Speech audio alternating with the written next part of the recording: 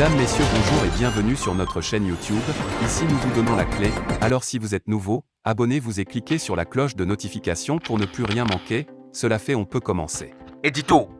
Piégé par les fourmis mayans, le lieutenant-colonel Paul-Henri Sandaogo Damiba, lors de sa première intervention à la télévision burkinabé le 27 janvier 2022.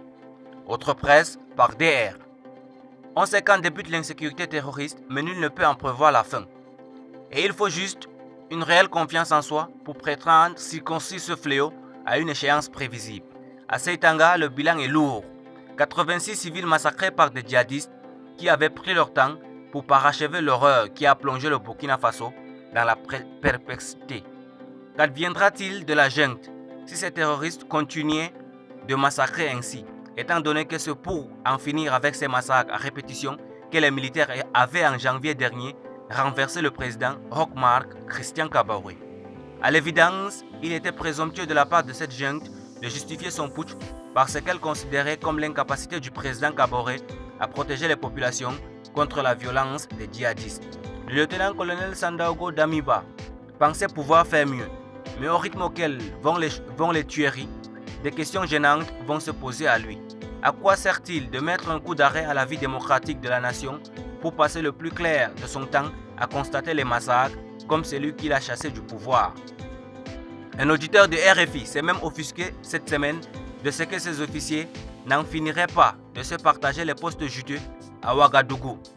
Si c'était vrai, comme ce serait désespérant. Il existe dans cette partie de l'Afrique une espèce de fourmi dite légionnaire, que l'on appelle aussi fourmi mayang. Lorsqu'elle envahit votre maison, votre capacité de riposte est amoindrie. Même lorsque vous croyez vous en être débarrassé, il en surgit encore des coins et recoins qui vous piquent et cela fait très mal.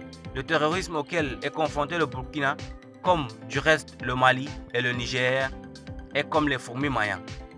Quand elles sont dans la demeure, il faut de la patience, de la rigueur et de la persévérance pour venir à bout. Il n'empêche que c'est sous Roch-Marc Christian Kaboré que ce terroriste s'est installé au Burkina Faso. Vous en convenez? Qui donc a convié les djihadistes au Burkina? Kaboré a été élu président le 29 décembre 2015. Le colonel Isaac Zida, numéro 2 du RSP, la garde présidentielle de Blaise Compaoré, est miraculeusement premier ministre du Faso depuis la chute de son patron. Quitte ses fonctions le 6 janvier 2016. 9 jours plus tard, le 15 janvier, 3 attentats violents frappent en plein cœur de Ouagadougou, dont le Cappuccino et l'hôtel Splendide.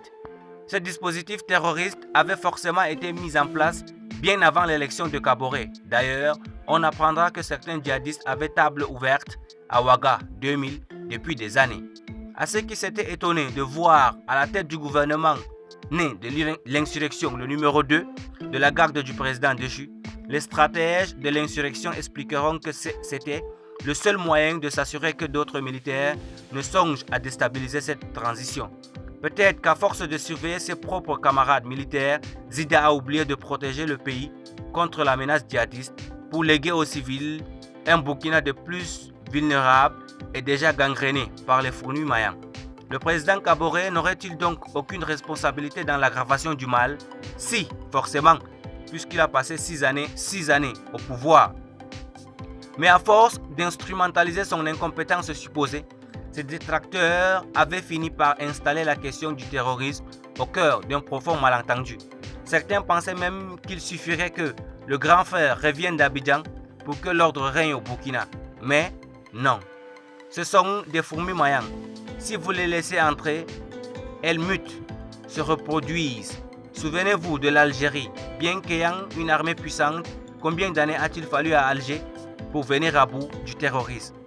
Vous déplorez l'obstination de certains Africains à refuser d'aborder frontalement les problèmes de notre ami Sidi Diallo, aimait s'exclamer ainsi: Ah, la vie des Noirs.